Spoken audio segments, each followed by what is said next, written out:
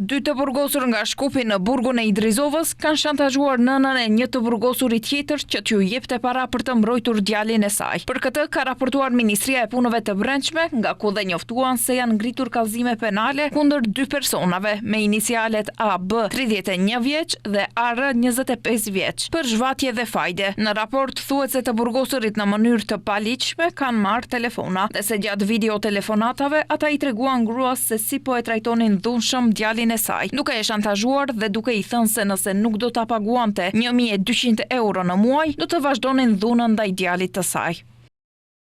Ndërsa vuanin dënimi me burg, ata morën në mënyrë të paligjshme telefona dhe nëpërmjet Messenger kërkuan që nëna e një të dënuarit tjetër t'u paguante 1200 euro në muaj, në mënyrë që djali i saj të merrte garanci dhe mbrojtje në burg dhe kushte më të mira strehimi.